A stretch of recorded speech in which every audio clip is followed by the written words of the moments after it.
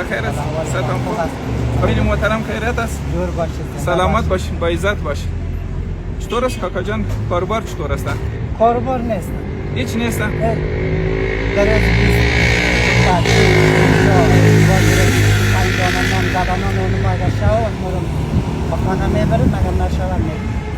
هیچ کار نیستم. امروز چی کار کردی؟ امروز یک دیرم دیسلاف میکنم. الله اکبر. همین تو دست خالی باز میری خانه؟ دست خالی.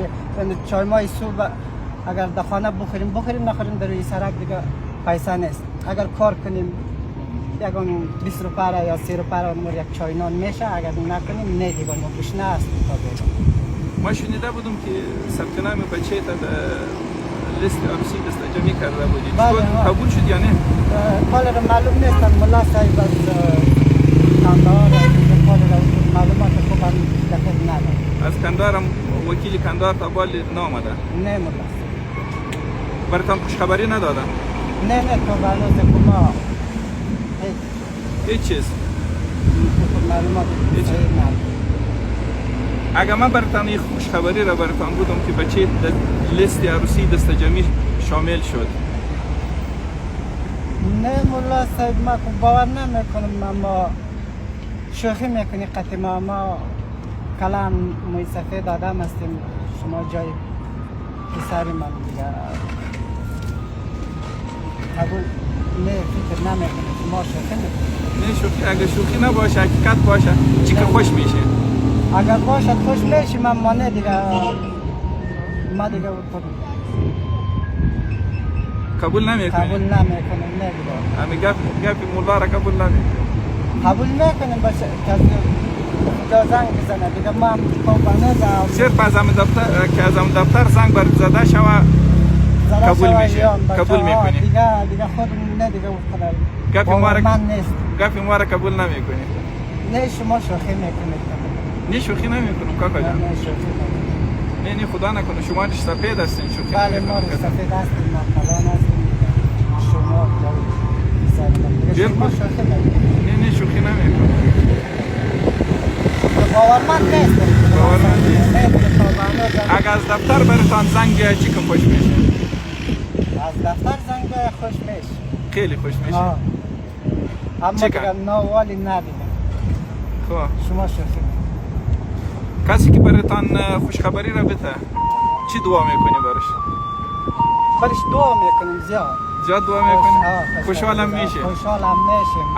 اولین چیز برای کی میتی؟ خوشخبری را برای کی میتی که خبر شوی بر زنگ بیای؟ اولین خوشخبری را برای کی میتی؟ اول خوشخبری را به مو خاطر که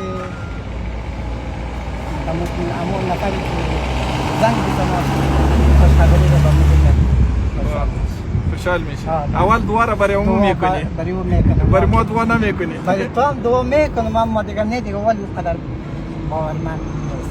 وی که باورمند نیستی؟ نه. حالی برای عروسی بچه کالا کردی؟ نه. چرا؟ استاد دیگه کالا ما هم شکم خود سیم.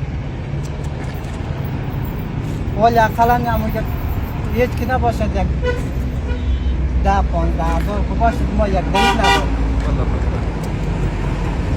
اونمون هم که بلیس دادیم از مجبوری و از تنگی و از بیکاری. یعنی مال ما روزانه بسیار روزی زیاد کار کنیم 10 دانه نان خشک اگر ما بگیریم دیگه خوشحال هستیم که ما این 10 دانه نان کار کنیم یعنی میره آورد. بعضی روزا شده که دست خالی هم رفتیم شکم گوشنه هم رفتیم هیچ چیزی که ما میسر حالی ما اگر کالا را برش بودم هم باور نمی کنی؟ نه کالا را که برش بودم هم باور نمی کنی؟ نه کالا از خود تو کلم داره کرایت داره دیگه ما هیچ باورمندم نیستم اما ولی ما خوشخبری دادم باور نکردی. خب ما برای دفتر خود میگم که از شماره دفتر ما که بیش شما ثبت هستن اونا براتون خوشخبری بده تبریکی بده و دعا کنه که با پایم پیر شه این کالایت هستن. جور باش. چرا بابا؟ یک رقم؟ والله اینطور است که انال از مجبوری از دستنگی خوش نشد یک رقم خفه شدی؟ یک دیگه هم ندارم امیر شکایت چرا کنم؟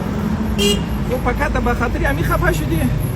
با چیزی ندارم خاطر که میره بگم که امیر یا بیاد سوپ یا دیگه سلام میره کوک کنه بگه دیگه پیسهش یا کرایش من ندارم دیگه پولی خیاطیش هم نداری؟ نه دیگه نیست دیگه من خیلی خوشحالم خیلی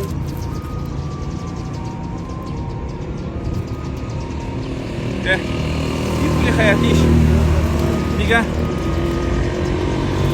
جور باشیدم با بانوزم من باورم نکرده میفهم شما باشد جور چون باشید. شما زنده باشید بخیر باشید ملاست. سلامت باشید بخیر باشید دیگر کوئی چیز نمی دیگه اگر خط باشد میخوایم قدر ملاست یک بغل کشیم یک ماج بکنیم پیشانی ما ماچ آه، بکن بله. اینو ماچ کن یا پایین شو پایین نه می نه میخوای پیشانی ما ماچ کن بله و خاطر اینو بغل کشی